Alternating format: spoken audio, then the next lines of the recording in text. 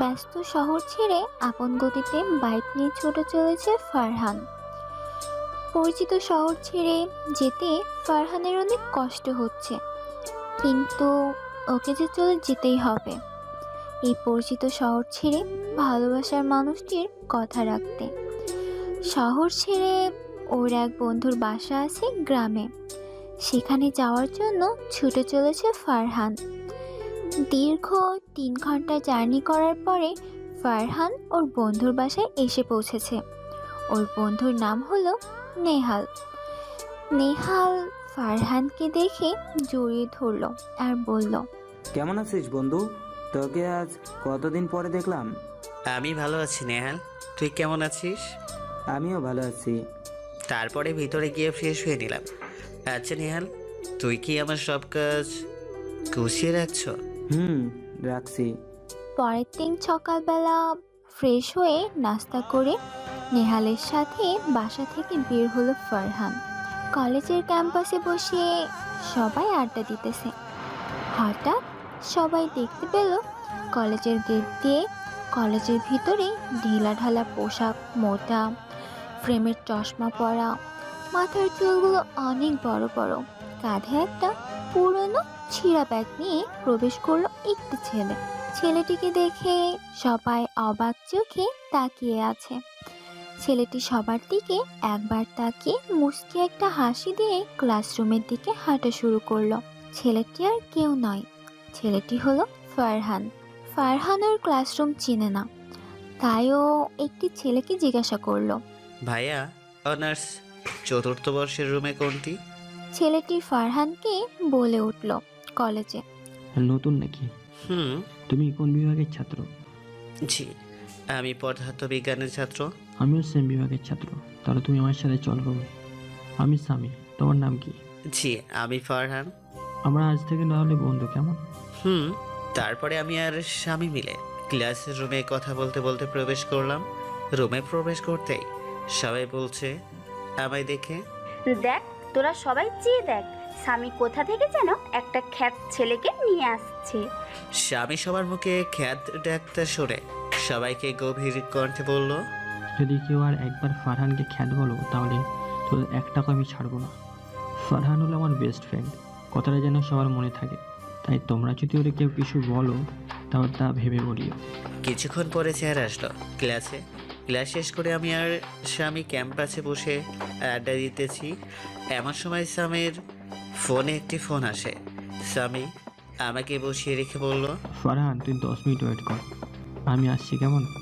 আমি চলে যাওয়ার পরে এই কথাগুলো মেয়ে এসে আমাকে যা বললো তা শুনে আমি চোখের পানি আর আটকে রাখতে পারলাম না।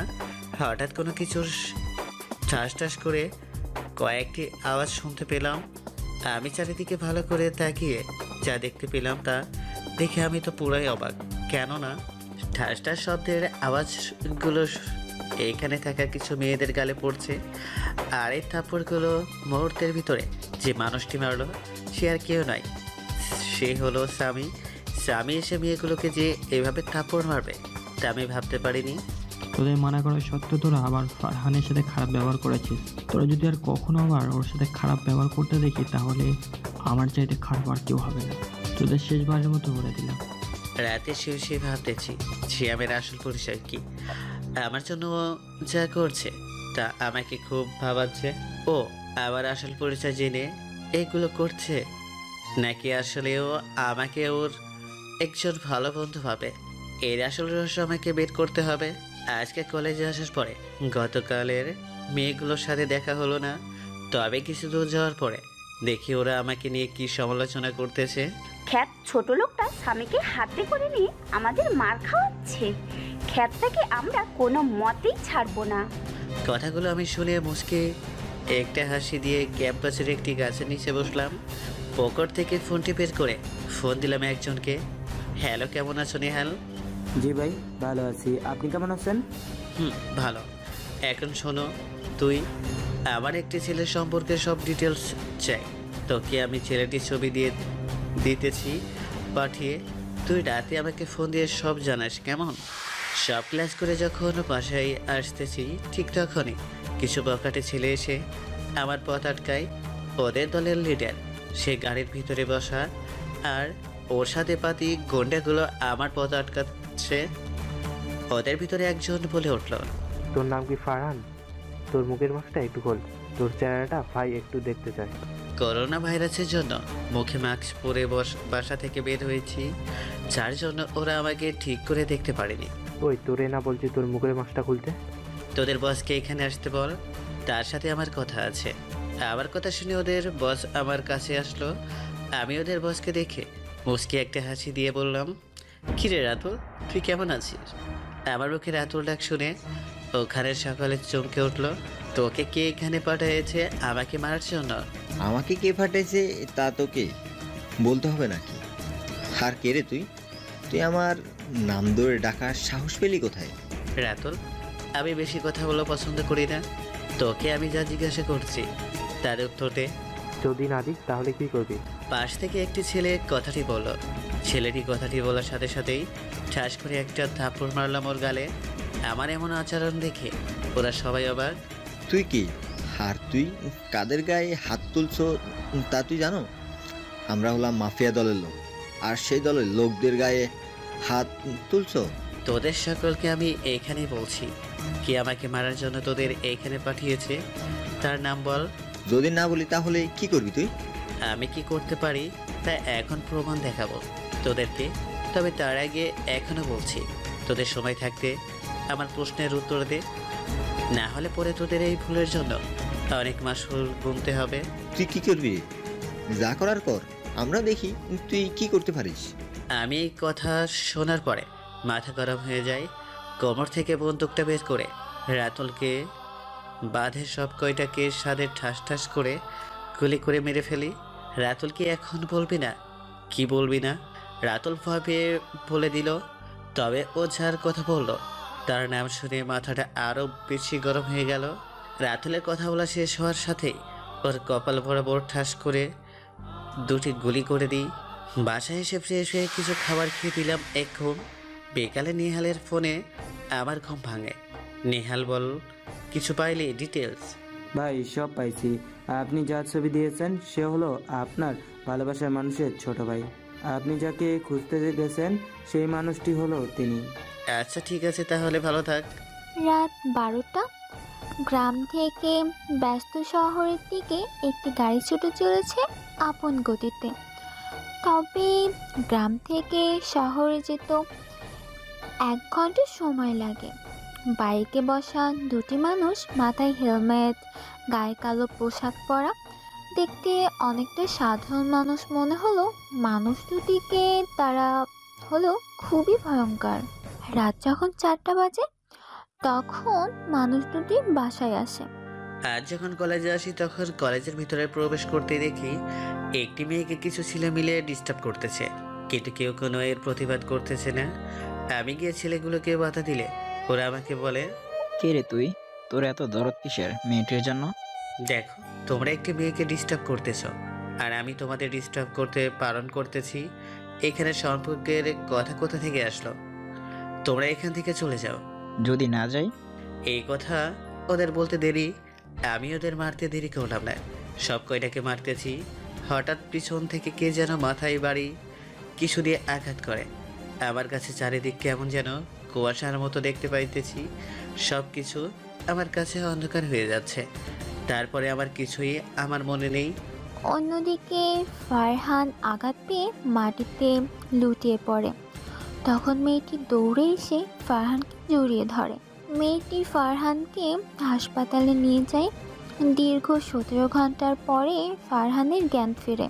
ফারহান চারপাশে তাকিয়ে দেখে যে ও হাসপাতালে ভর্তি। ওর বুকের উপর ভারী কিছু অনুভব করে। তাকিয়ে দেখে গতকালের সেই মেয়েটি ওর বুকে মাথা রেখে ওকে জড়িয়ে ধরে ঘুমিয়ে আছে। মেয়েটিকে ঘুমের ভিতর একদম বাচ্চাদের মতো লাগতেছে। ফারহান মেয়েটির দিকে পলক্ষীনভাবে তাকিয়ে আছে। হঠাৎ মেয়েটি জেগে ওঠে। সরি, আসলে গত রাতে আপনার শরীর বেশি খারাপ ছিল, তাই আমি আপনাকে রেখে বাসায় যাইনি। হঠাৎ করে কখন যে আপনার বুকে মাথা রেখে ঘুমিয়ে পড়ছে তা আমি টের পাইনি। আপনি কিছু মনে করিয়েন না। আমি কিছু মনে করিনি। আচ্ছা, আপনার নাম কি? জি, আমার নাম ফারজানা ইয়াসমিন। আপনার নাম কি? আপনার নাম ফারহান আহমেদ। আচ্ছা, আপনাকে ছেলেগুলো কেন ডিস্টার্ব করছিল? আপনি আমার জন্য অনেক কিছু করেছেন। আপনার কাছে আমি কিছুই লুকাবো না। আসলে ছেলেগুলো আমাকে বেশ কিছুদিন যাবৎ অনেকভাবে রাস্তায় ডিস্টার্ব করে। আমাকে অনেক বাজে কথা বলে। আমাকে ওরা তুলে নিয়ে গিয়ে আমাকে রেপ করার হুমকি দেয়। এটাও বলে যে আমি যদি ওদের কথা রাজি না হই তাহলে আমার আব্বু আম্মুকে নাকি তারা কিছু করে ফেলবে। তারার নামে থানায় বলেননি কিছু? বলেছি, কিন্তু বলতে গেলেই থানার ওসি আমায় বলে আপনি ওদের বিরুদ্ধে কেস করে কিছুই করতে পারবেন না। আমি তার কারণ জিজ্ঞাসা করলে তখন থানার ওসি বলে আমিও বকাটি ছেলেগুলোর হয়ে মাফিয়া দলের লোক, ওদের বিরুদ্ধে পুলিশ কিছুই করতে পারবে না। মেয়েটি কান্না করতে করতে কথাগুলো বলল। আমার কাছে মেয়েটির কথা শুনে খুবই খারাপ লাগলো। আসলে আমার মাফিয়া দলের ছেলেগুলো ক্ষমতার অপব্যবহার করার সাহস পেল কোথা থেকে?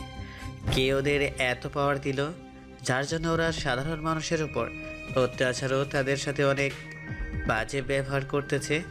আমাকে এর একটা বিহেভ করতেই হবে। শোনো ফারজানা, কখনো অসহায়কে অবজ্ঞা করা উচিত নয়, কারণ মানুষ মাত্রই জীবনের কোনো না কোনো সময় অসহায়তায় শিকার হবে। জীবনটা আসলে কোনো কিছুর পাওয়ার এবং থাকার জন্য নয়, বরং এটা হলো মিলিয়ে দেওয়ার জন্য। 3 দিন হসপিটালে থাকার পরে হসপিটালের সব বিল পেড করে হসপিটাল থেকে বাসায় চলে আসি। এই 3 দিন ফারজানা আমার অনেক সেবা করেছে, যার ঋণ কখনোই শোধ করার মতো নয়। এই ছোট্ট পৃথিবীর মানুষগুলো চেনা খুব বড়ই কষ্টকর। বাসায় এসে বিছানায় শুয়ে ভাবতেছি ফারজানার সাথে আমার মাফিয়া দলের ছেলেগুলো যা করতেছে, তারপরেও যদি জানতে পারে কখন আমার আসল পরিচয়, তখন কি ও আমাকে এখনকার মতো বিশ্বাস করবে, নাকি এর বিপরীত কিছু তখন ঘটবে? এইসব কথা ভাবতে ভাবতে কখন যে ঘুমিয়ে গেছি তার টের পাইনি। সকালে তাড়াতাড়ি কলেজের চলে আসি, কেননা আমাকে অনেক তথ্য বের করতে হবে এই কলেজ থেকে। এই কলেজেই লুকিয়ে আছে হয়তো। কলেজে এসে একটি গাছের নিচে বসে ভাবতেছি কথাগুলো আনমনে। হঠাৎ করে আমার ফোনে একটি ফোন আসলো। ফোনটি রিসিভ করতেই ফোনের ওপাশ থেকে একটি মেয়েলি কণ্ঠ শুনতে পেলাম।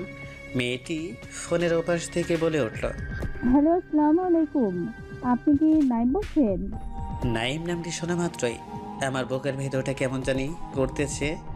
আমার এই আসল নামটি এই মেয়েটি জানলো কি করে বুঝলাম না। আমার কাছে সব কিছু গুলিয়ে যাচ্ছে। আপনি কি বলতেছেন ফোনে কথা না বলে? মেয়েটি বলল কথাটি। মেয়েটির কথায় আমার পাবড়ার অবসান ঘটল। কই কিছুই না। কি আর ভাববো বলেন?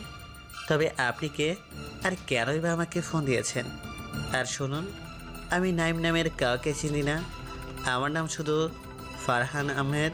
আমি জানি আপনার নাম ফারজানা আহমেদ, তবে যার সাথে যে নাইম নামটা আছে তা আমি জানি। আন্ডারওয়ার্ল্ডের মাফিয়া কিং, যাকে সবাই নাইম ভাই নামে চিনি। সেদিন এক ছদ্মবেশে আমাদের কলেজে আসছে। এই আপনি কে বলুন তো? আর আমি আপনাদের কলেজে ছদ্মবেশে আসছি, এইগুলো আপনি জানলেন কি করে? এই কথা বলে আমি ফোনটা কেটে দিয়ে মেয়েটির ফোন ট্র্যাক করে তার সম্পর্কের সব তথ্য আমি আমার মাফিয়া দলের থ্রুতে বের করতে বলি। কিছুক্ষণ পরে আমার দলের ক্রু ফোন দিয়ে মেয়েটির আসল পরিচয় যা বলল তা আমি শুনে আমি তো অবাক। এই মেয়েটি আমার আসল পরিচয় পেল কোথায়? আমাকে জানতে হবে ওর কাছ থেকে। কলেজ থেকে বাসায় চলে আসি। আজ কলেজে এসে স্বামীর সাথে বসে আড্ডা দিতেছি, তখন থেকে কলেজের ভিতরে সেই দিনের ছেলেগুলো। ওদের দেখা মাত্রই আমার মাথা গরম হয়ে যায়। আমি স্বামীকে বসিয়ে রেখে ছেলেগুলোর কাছে গিয়ে দারোয়ানের আগেই ছেলেগুলো একটি মেয়েকে ডিস্টার্ব করা শুরু করে দিল। আমি বাধা দিলে আমাকে বলে, তোকে সেদিন যে মারছি তা তোর মনে নাই? এখান থেকে যদি তুই এখন না সরস তবে তোকে আজ এখানে মেরে ফেলবো। ওদের মুখে এমন কথা শোনা মাত্রই আমি একটির মুখ বরাবর একটি খুশি মারি। আর ঠিক তখনই ওরা সবাই মিলে আমাকে মারতে আসে, কিন্তু তার আগেই স্বামী এসে সবগুলোর এলো পাতারি মারতে থাকে। এখানে ঝামেলা শেষ করে আমরা দুইজন ক্লাসের রুমে চলে আসি। ক্লাসে স্যার এসে বলা শুরু করলো, এই কলেজে কোনো মাস্তান খ্যাত ছেলেদের জায়গা হবে না।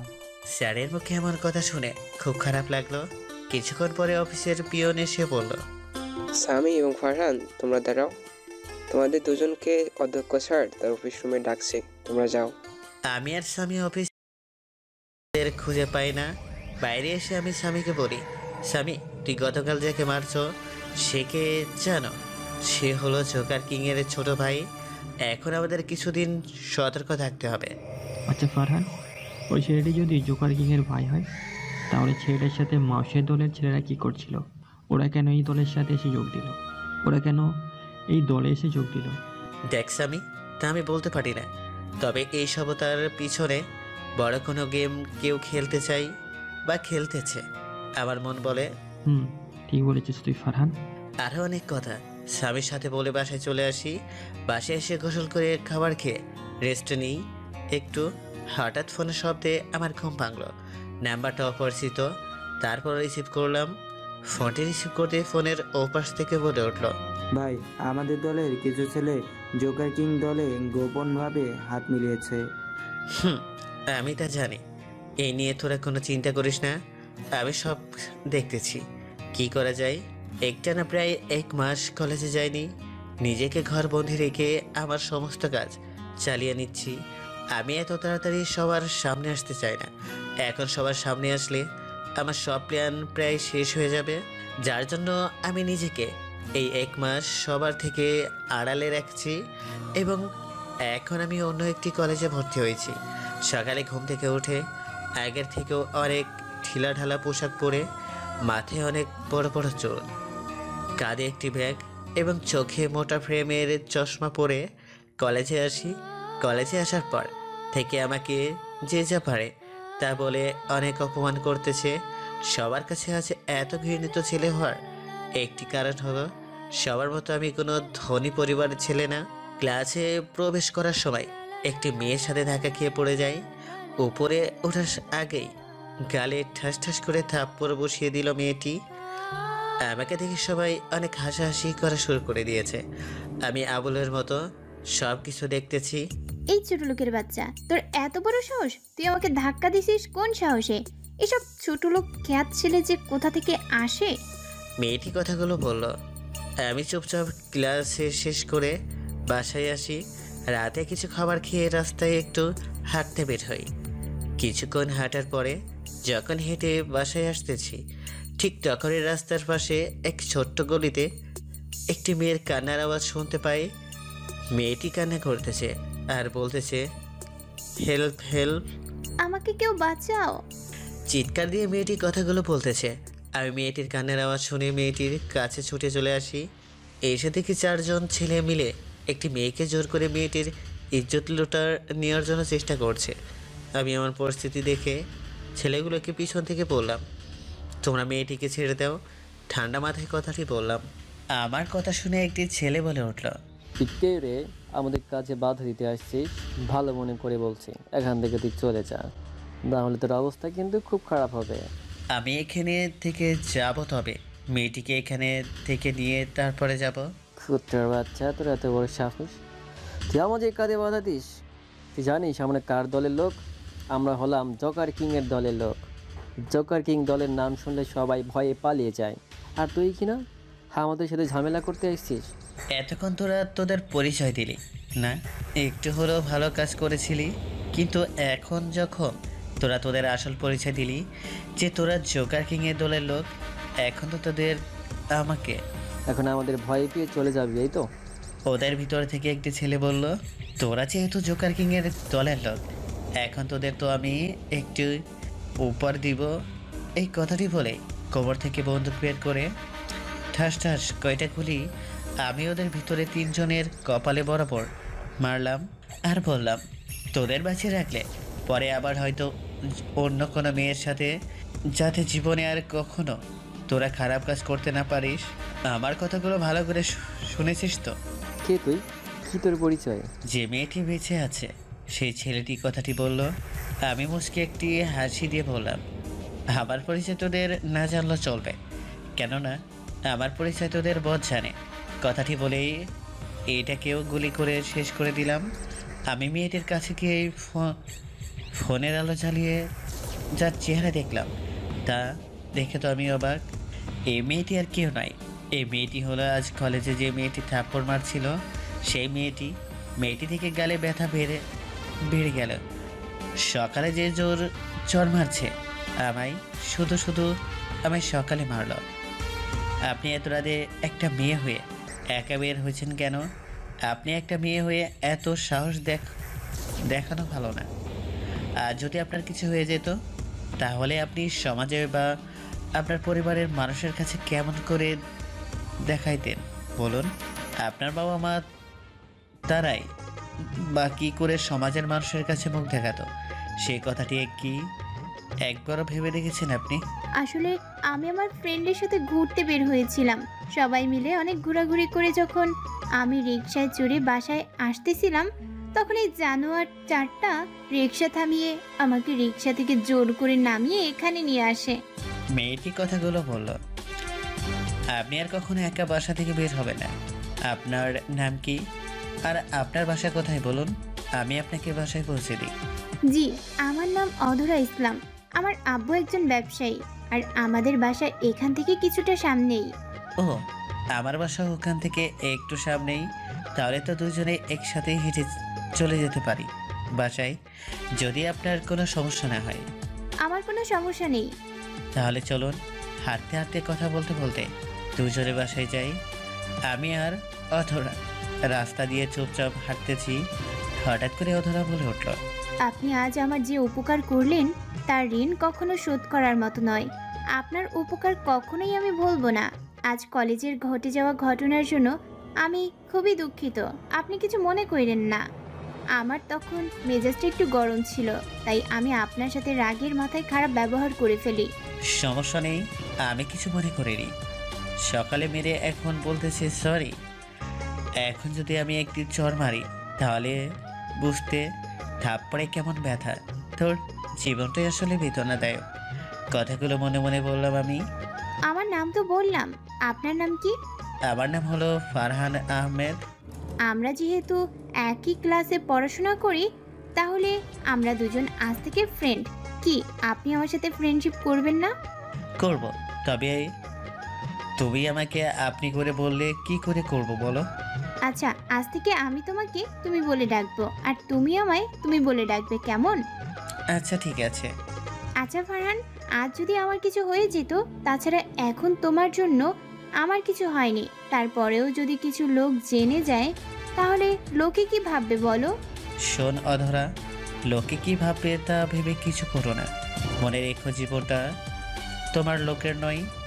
আমি তো এমন একটা ছেলে খুঁজছিলাম যে কিনা সব সময় আমাকে সাপোর্ট করবে, আমাকে তার ভালোবাসা দিয়ে আগলে রাখবে, আমাকে কখনো কষ্ট দিবে না। কথাগুলো অধরা মনে মনে বলল। আমি অধরাকে ওর বাসায় পৌঁছে দিয়ে আমার বাসায় চলে আসি। অন্যদিকে ভাই, রাফি ভাইয়ের কথা মতো আমাদের ছেলেরা অধরা ম্যামকে তুলে নিয়ে আসতেছিল, কিন্তু সেদিন যে ছেলেটি রাফি ভাইকে কলেজে বসে মারছিল সে ছেলেটি আমাদের ছেলেদের মেরে ফেলেছে এবং অধরা ম্যামকে তার সাথে করে নিয়ে গেছে। কথাগুলো জোকার কিং এর সামনে বসে তার দলের স্ক্রু বলতেছে। কি বলছিস, এত বড় সাহস? ওই ছেলে যে কিনা আমার দলে ছেলে মেয়েরে ফেলেছে, ও আমার ভাইকে পর্যন্ত মারছে কলেজে। সেদিন আমি ওদের কলেজে পাইনি, কিন্তু এখন ওকে আমার হাতে মরতে হবে। আর শোন, তোরা সবাই আগামীকাল সকালে তোরা সবাই রেডি থাকিস। আগামীকাল সকালে কলেজে গিয়ে অধরাকে তুলে নিয়ে আসবো আমি আমার একমাত্র ছোটো ভাইয়ের বউ করার জন্য। আর ওই ছেলের সমস্ত ডিটেলস আমি কিছুক্ষণের ভিতরে চাই। আমার আজ ঘুম থেকে উঠতে একটু দেরি হয়, যার জন্য আজ কলেজে আসতে একটু দেরি হয়। কলেজে এসে দেখি অনেকগুলো দামি গাড়ি এক পাশে রাখা। কলেজের মাঠের অনেক ভিড়। এক জায়গায় ছাত্রছাত্রীদের ওখানে কি হচ্ছে তা দেখার জন্য আমি ওই জায়গায় চলে যাই। গিয়ে যা দেখলাম তা দেখে আমার মাথায় রাখতে উঠে গেল। কেননা জোকার কিংয়ের লোকেরা অধরার গায়ের ওড়নাটা কেড়ে নিয়েছে আমি আসার আগেই অধরা অনেক আকুতি মিনতি করছে ওড়নাটার জন্য, কিন্তু ওরা তা দিচ্ছে না। সবাই দাঁড়িয়ে সিনেমার মতো অভিনয় দেখছে, কেউ কিছু বলতেছে না। আমি ওই অধরার এমন অবস্থা দেখে আমার গায়ের শার্টটা খুলে ওর গায়ে পরিয়ে দিলাম। আমার এমন সাহস দেখে অনেকেই অবাক চোখে আমার দিকে তাকিয়ে রয়েছে। জোকার কিংয়ের লোকেরা আমার এমন কাণ্ড দেখে আমাকে যখনই ওরা মারতে আসবে ঠিক তখনই জোকার কিং ওদের আমার কাছে আসতে বারণ করে। বস, আপনি ওকে মারতে বারণ করলেন কেন? তোরা সবাই যাকে মারতে যাচ্ছিস তার পরিচয় বা তার সম্পর্কে কিছু তোরা জানো? কে ও বস? কি এই খ্যাত ছোট লোকের পরিচয়? ও কি কোনো টোকাই পরিবারের ছেলে? ওরা আমাকে নিয়ে অনেক বাজে কথা বলতেছে আর সবাই হাসাহাসি করতেছে। সবাইকে জোকার কিং গভীর সুরে বলল, তোমরা সবাই হাসাহাসি করো না। কারোর সম্পর্কে না জেনে ভাজে মন্তব্য করা ঠিক না। ওর পরিচয় জানলে এখানে সবার পায়ের তলা মাটি সরে যাবে। যাকে তোমরা এতক্ষণে খ্যাত ছোট লোক বলে হাসাহাসি করছো সে আর কেউ নয়, সে হলো আন্ডারওয়ার্ল্ডের মাফিয়া কিং ফারহান আহমেদ নাইম, যাকে সবাই নাইম ভাইয়ের নামে চেনে। ভেবে দেখে না, ওকে ওর কাছে মানুষগুলো ছাড়া আর কেউ কাজ পর্যন্ত দেখেনি। ওকে ওর কাছের মানুষগুলো ছাড়া আর কেউ আজ পর্যন্ত দেখেনি। ও সব সময় সাধারণ মানুষের মতো চলাফেরা করতে পছন্দ করে, তাই ও সবসময় ছদ্মবেশে থাকে সবার মাঝে। জোকার কিং এর মুখে আমার পরিচয় শুনে সবাই দুই কদম পিছনে চলে যায়। সবার মাঝে আমি অধরাকে দেখলাম একদম অভিমান সরে আমার দিকে তাকিয়ে রয়েছে। আমি সব কিছু উপেক্ষা করে জোকার কিংকে বললাম, শোন নিলয়, তোকে আমি এই শেষবারের মতো ক্ষমা করে দিলাম, কিন্তু এরপর আর তোকে আমি ক্ষমা করে দিব না। আর কখনো যদি তোদের দেখি আমি যে তোরা অধরাকে আর কখনো ডিস্টার্ব করেছ, তাহলে তোদের হবে জীবনের শেষ দিন। মনে রাখিস, তোদের ভিতরে যারা অধরাকে এতক্ষণ বাজে কথা বলেছ, তোদের জন্য সামান্য উপহার রয়েছে এবং তা এখনই পাবি তোরা। আমি এই কথা বলার সাথে সাথেই আমার লোকেরা দূর থেকে ওদের সব কয়টারে গুলি করে মেরে ফেলে। সবাই এমন কাণ্ড দেখে অনেক ভয় পেয়ে গেছে। আমি কিছু আর না বলে অধরার হাত ধরে কলেজ থেকে অধরার বাসায় নিয়ে চলে আসি। রাস্তায় আমাদের ভিতরে কোনো কথা হয়নি। বাসায় আসার পরে অধরার আম্মু এসে যখন আমাকে দেখলো, মুচকে একটা হাসি দিয়ে অধরাকে বাসায় ভেতরে যেতে বলে, আর আমি সেখান থেকে সোজা বাসায় চলে আসি। বাসায় আসার পরে আমি যখনই ঘুমাতে যাব ঠিক তখনই আমার ফোনে একটা ফোন আসে। সেই ফোনটি আর কেউ নয়, ফোনটি দিয়েছে অধরা। অধরার ফোন রিসিভ করতেই ফোনের ওপাশ থেকে আমি কান্নার আওয়াজ শুনতে পাই। কি হয়েছে অধরা তোমার? তুমি কান্না কেন করছো? এইমাত্র কিছু গুন্ডা টাইপের ছেলে আমাদের বাসায় এসে আব্বুকে তারা তুলে নিয়ে গেছে। এখন তুমি কিছু করো ফারহান। অধরা কান্না করতেছে আর কথাগুলো বলতেছে, আচ্ছা ঠিক আছে, আমি দেখতেছি, তুমি কোনো চিন্তা করো না। আমি ফোনটা কেটে দিয়ে আমার গোপন ক্রুদের ফোন দিলাম। তাদের মাধ্যমে জানতে পেরেছি যে জোকার কিংয়ের লোকেরা অধরার আব্বুকে জোকার কিংয়ের গোপন স্থানায় নিয়ে গেছে, আর এই কাজটি নিলয়ের ছোট ভাই করেছে। আমি তাড়াতাড়ি ফোন দিলাম আমার ডান হাত ও বাম হাত আবির এবং তাফসিরকে। তাফসিরের তোরা দুজন আমার 3টা হেলিকপ্টার নিয়ে আমার বাসার সামনে চলে আই। কিছুক্ষণের ভিতরে ওরা চলে আসলো। আমি ছদ্মবেশ বাসা থেকে বের হয়ে হেলিকপ্টার নিয়ে রওনা দিলাম অধরার আব্বুকে উদ্ধার করার জন্য। আমি আমার লোকেদের অনেক আগেই সেখানে পাঠিয়ে দিয়েছি। আমরা সেখানে পৌঁছানোর পরে সেখানে গিয়ে দেখি আমার দলের লোকেরা সবাই আমাদের জন্য অপেক্ষা করতেছে। আমি সবাইকে সব কিছু বুঝিয়ে দিয়ে তারপরে ভেতরে প্রবেশ করি। ভেতরে আমরা প্রবেশ করার সাথে আমাদের দিকে ওদের দলের লোকেরা আমাদের দিকে বন্দুক ত্যাগ করে। ওদের বন্দুক ত্যাগ করতে দেরি, কিন্তু আমার দলের লোকেরা ওদের শেষ করতে দেরি করলো না। এক মুহূর্ত ওদের সব কয়টাকে শেষ করে দেয়। পরে যখনই আমি সবার মাধ্যমে দিয়ে নিলয়ের ভাইয়ের সামনে দাঁড়ালাম, ও আমাকে দেখে ভয় পেয়ে যায় আর আমার পা ধরে ক্ষমা চাই। আমি তোকে সেদিন পালন করে দিয়েছিলাম, কিন্তু তুই তা শুনলি না। এখন তো তোকে আমার পক্ষে বাঁচিয়ে রাখা সম্ভব না। গুড বাই বাড়ি। ঠাস ঠাস করে চরটা বুলেট ওর বুকে বরাবর মারলাম। ওর নিথর দেহটা মাটিতে লুটিয়ে পড়ে আমি অধরার আব্বুকে নিয়ে অধরাদের বাসায় নিয়ে চলে আসি। অধরাদের বাসায় আসার পরে অধরা ওর আব্বুর সামনে আমাকে জড়িয়ে ধরলো। আমি থমকে দাঁড়িয়ে রইলাম আর মনে মনে বললাম, এই মেয়ের লজ্জা শরমের মাথা খেয়েছে মনে হয়। কিছুক্ষণ পরে লজ্জা পেয়ে আমাকে ছেড়ে দিল।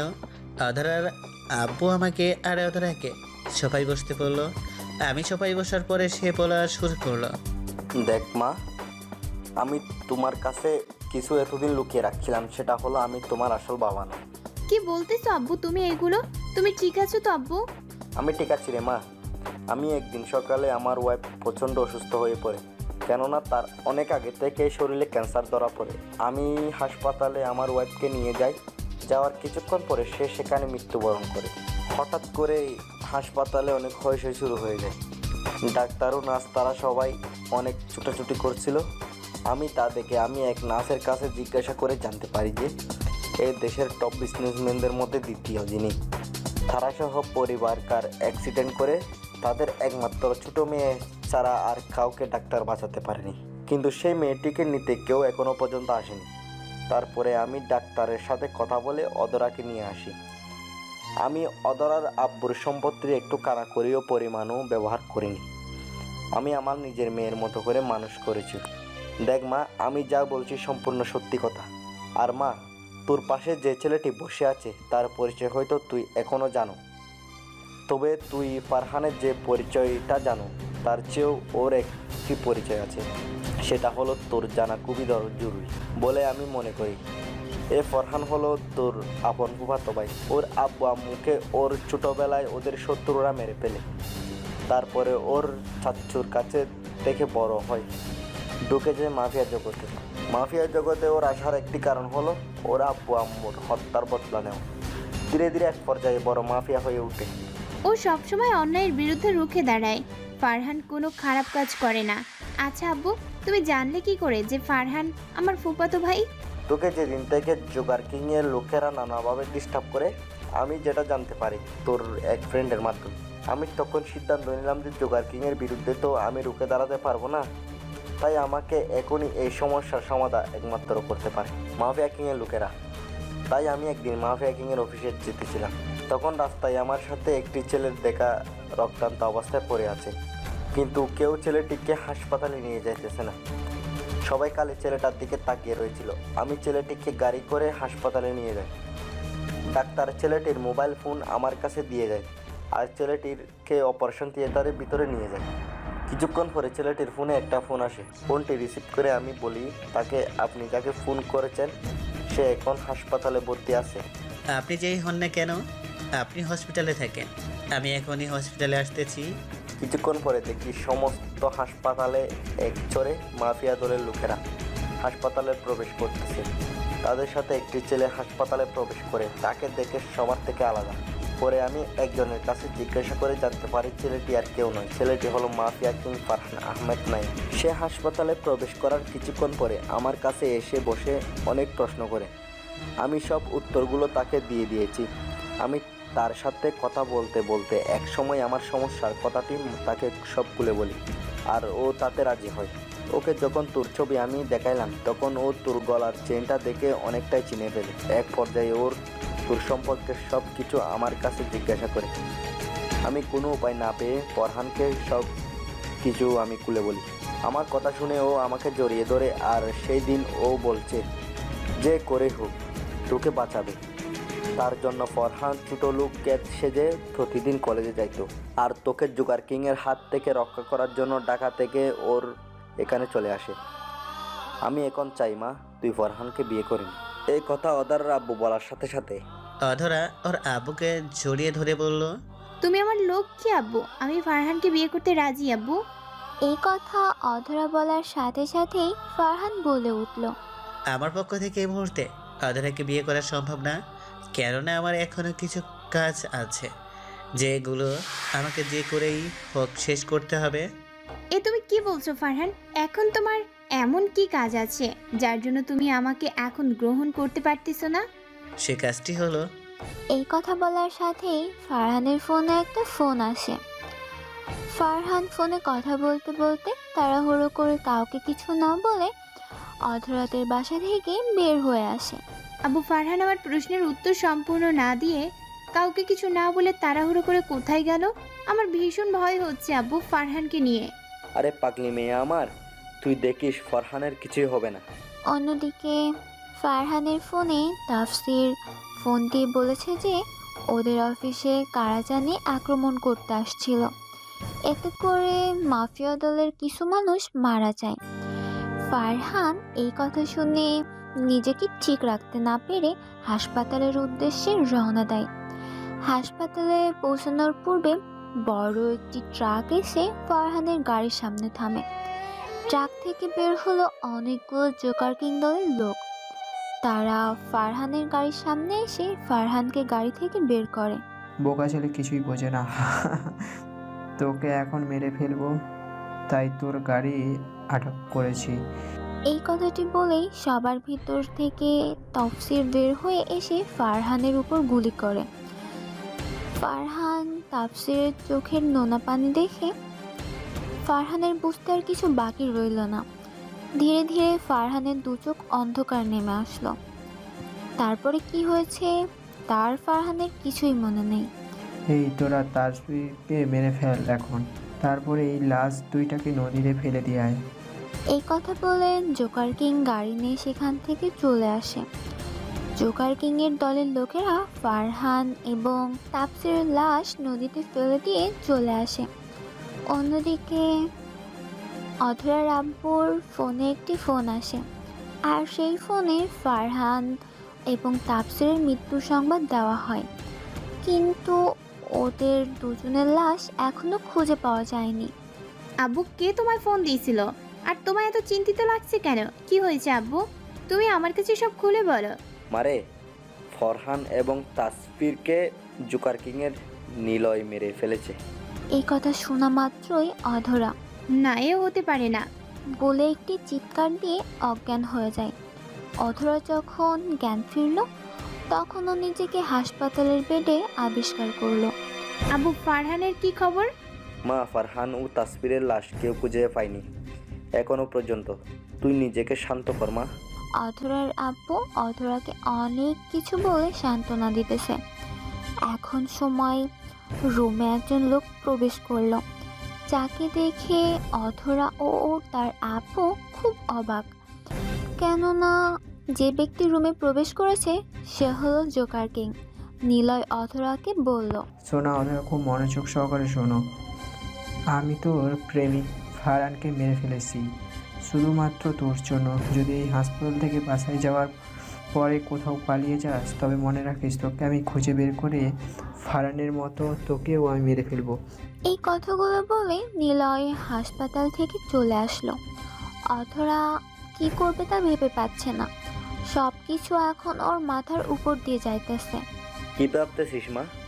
তোর কিছু ভাবতে হবে না, যা করার আমি করব এখানে। কেননা আমার কিছুদিন আগে ফরহান বলেছিল যে আমরা যদি কখনো বেশি সমস্যার সম্মুখীন হই তাহলে যেন এই ঠিকানায় যাই।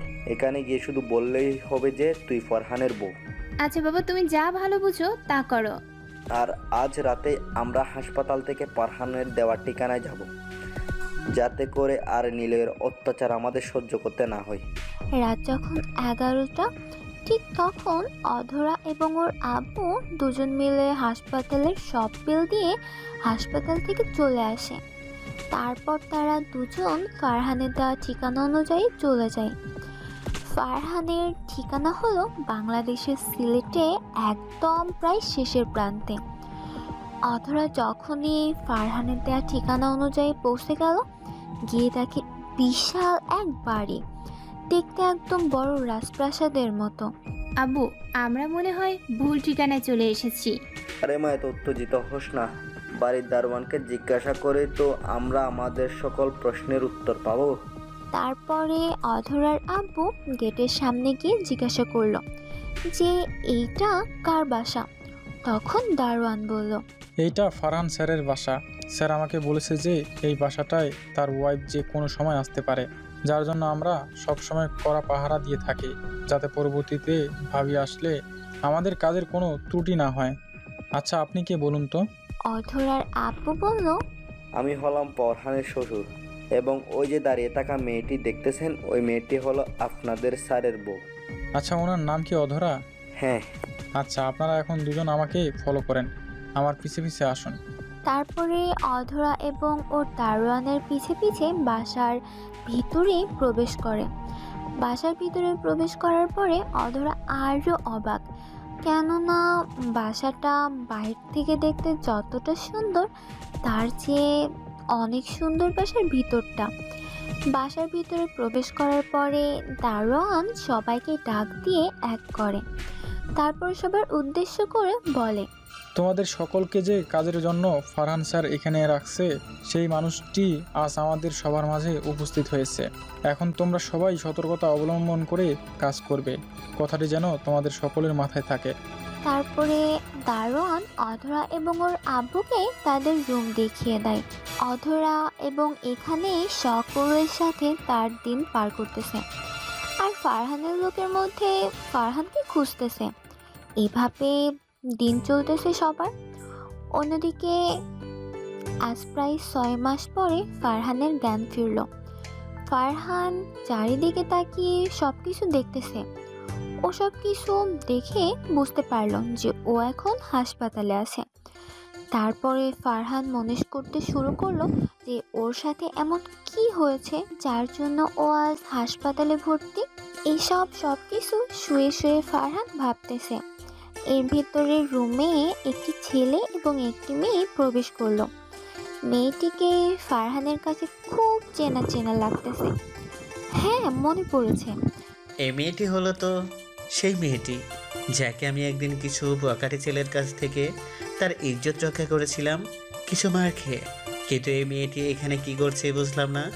এইসব কথা ফারহান মনে মনে ভাবতেছে। এমন সময় মেয়েটি বলে উঠল, আপনার জ্ঞান ফিরেছে কখন? এই কিছুক্ষণ আগে। আচ্ছা, আমায় এখানে নিয়ে কে আসছে? আমি নিয়ে আসছি আপনাকে হাসপাতালে। গত 6 মাস আগের কথা। আমি হাসপাতাল থেকে বাসায় যাইতেছি গাড়ি নিয়ে। এমন সময় দেখলাম কিছু লোক দুজন মানুষকে নদীর কাছে নিয়ে যাইতেছে।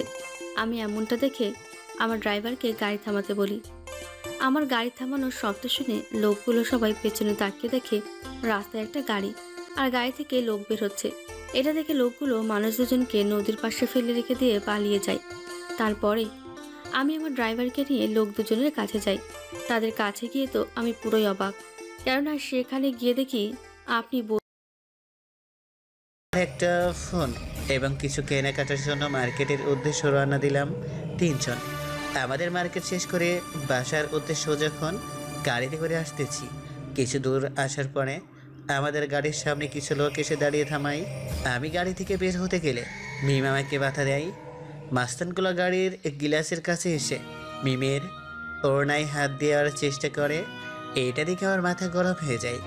আমি ওপর সাইডের গাড়ির দরজা খুলে বের হয়ে ওদের সামনে এসে দাঁড়াই। ওরা আমাকে দেখা মাত্রই বলা শুরু করলো, এই কে রে তুই? আমার পরিচয়টা না হয় তোরা পরে জানবি, আগে বল তোরা কে? তোদের লিডারের নাম কি? তোদের লিডার কি সে? এখানে আই। এই কথা বলার পরে ওদের গাড়ির ভিতর থেকে একটি ছেলে বের হয়ে আসলো। ছেলেটি আমাকে দেখে মাত্রই আমার 2 পা জড়িয়ে কান্না শুরু করে দিল, কেননা ছেলেটি হলো আমার সব চাইতে কাছের গ্রুপ।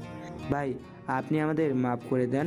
সেই দিন আমি আপনাকে কোনো তথ্য দিতে পারিনি, তাই আমি যদি তথ্য দিতে পারতাম তাহলে আজ আমাদের সকলের এই পরিস্থিতি হতো না। নেহাল, তোর এই অবস্থা এমন কেন? আমার টাকা কোথায়? কি কমতি আছে যার জন্য আমার দলের লোকের রাস্তা চিন্তাই করতে হবে? ভাই, জোকার কিং নিলয় আমাদের উপর অনেক অত্যাচার শুরু করে, তার জন্য সবাই পালিয়ে যায় আমাদের দলের লোক। আমি আমেরিকা চলে আসার পর জানতে পারি যে অধরাভাবে আপনার সিলেটের বাসায় এখন থাকে। তবে ভাই, আপনি যেহেতু এখন ফিরে আসছেন, এখন শুরু হবে মাফিয়া দলের তাণ্ডব, যা আজ পর্যন্ত কেউ দেখেনি। আমাদের কথাগুলো মিম এবং মিমের স্বামী সব শুনে তারা আমার আসল পরিচয় জেনে একদম পুরাই অবাক। আমি নেহালকে বললাম, নেহাল তুই সব কিছু ঠিক কর, আমি আগামীকাল সকালে দেশে ফিরতে চাই। আচ্ছা ঠিক আছে ভাই, আপনি যেমনটা বলবেন ঠিক তেমনই হবে। এখন আমি আমার প্রাইভেট জেট করে নিজ দেশে যাইতেছি। মিমদের আমেরিকা রেখে এসেছি। ওদের বলেছি আমার এখানের কাজ শেষ হলে আমি নিজে গিয়ে ওদের নিয়ে আসবো। কিছুক্ষণের ভিতরে বাংলাদেশে এসে পৌঁছলাম। এয়ারপোর্ট থেকে সোজা মাফিয়ার দলের প্রধান অফিসে চলে আসলাম। সেখানে যারা ছিল সবাইকে নিয়ে একটা মিটিং শেষ করে অধরার কাছে যাওয়ার জন্য রওনা দিই। কিছুক্ষণের ভিতরেই অধরার কাছে চলে আসি, কেননা আমি ঢাকা থেকে হেলিকপ্টার নিয়ে সিলেটে চলে আসি। আমি যখনই বাসার ভিতরে প্রবেশ করার পরে দেখি যে অধরা সোফায় বসে টিভি দেখতেছে। আমায় অধরা দেখার সাথে সাথে সোফা থেকে উঠে এসে আমাকে জড়িয়ে ধরে কান্না শুরু করে দিল। কান্না করছো কেন? আমি তো এখন তোমার কাছে ফিরে এসেছি। এখন যদি তুমি কান্না করো তবে আবার আমি চলে যাব। এইবার চলে গেলে আর ফিরে আসবো না। আমার কথা শুনে অধরা বলা শুরু করলো, তোমায় একবার হারিয়ে আমি তোমার স্মৃতি নিয়ে কোনো রকম বেঁচে আছি। এইবার যদি তোমার কিছু হয় তাহলে আমি বাঁচবো না। পাগলি একটা। তারপরে অধরাকে নিয়ে রুমে চলে আসি। রাত যখন 12:20 বাজে, ঠিক তখনই আমার ফোনে একটা ফোন আসে। আমি রিসিভ করার পরে যা শুনলাম তা শুনে আমি তো পুরাই অবাক। আমি ভাবতে পারিনি যে আমার দলের লোকেরা কাজটা এতটা সহজে করে দিবে। আমাকে নেহাল ফোন দিয়ে বলল যে নিলয়ের সব লোকজনকে মেরে ফেলে নিলয়কে নিলয়ের বাসা থেকে তুলে নিয়ে এসেছে আমাদের পুরনো গোডাউনে আটকে রেখেছে। আমি এই কথা শোনা মাত্রই হেলিকপ্টার নিয়ে ঢাকা চলে আসি। অধরা যেতে বুঝতে না পারে যে আমি ঢাকা চলে যাচ্ছি, তাই বাসা থেকে খুব সাবধানে বের হয়ে হেলিকপ্টারে চড়ে ঢাকা আসি। নিলয় আমাকে দেখা মাত্রই ঘাবড়ে যাই। নিলয়, তুই ঘাবড়ে যাস না, আমি তোরা বেশি কিছু করবো না, শুধু তোকে আমি একটু কষ্ট দিয়ে মারবো। নেহাল, তুই আমার পার্সোনাল ব্যাগটা নিয়ে আই। আমি ব্যাগ থেকে কাটিং প্লেস, তরল পদার্থ, লবণ, মরিচের গুঁড়া, বরফ, লোহার পেরেক, হাতুড়ি বের করলাম। নিলয় এইগুলো দেখা মাত্রই কান্না শুরু করে দিয়েছে। আহারে, এ কী করছিস নিলয়? তোর চোখে কান্না মানায় না। নেহাল ওর হাতের বাঁধন খুলে দে। আমি নিলয়ের 2 হাতের এক এক করে সব আঙুলগুলো কাটিং প্লাস দিয়ে কেটে ফেলেছি। ও অনেক কষ্টের ঠেলায় কান্না করতেছিল। ওর কাটা জায়গায় লবণ ও মরিচের গোড়া লাগিয়ে দিলাম। এখন কেমন লাগে নিলয়? তুই যেদিন আমার কাছের মানুষগুলোকে মেরেছিলি সেদিন আমারও অনেক কষ্ট হয়েছিল নিলয়। তারপরে নিলয়কে অনেক কষ্ট দিয়ে মেরে ফেলি। তারপরে এখানে সব কাজ শেষ করে ঢাকা থেকে সিলেটে চলে আসি। আজ আমার আর অধরার বিয়ের কাজ সম্পূর্ণ হলো। সবাই দোয়া করবেন ওদের জন্য, যাতে ফারহান এবং অধরা ভাবির জীবনটা সুখের হয়। আর গল্পটা এইখানে শেষ হলো। আর গল্পটা কেমন হলো অবশ্যই জানাতে ভুলবেন না।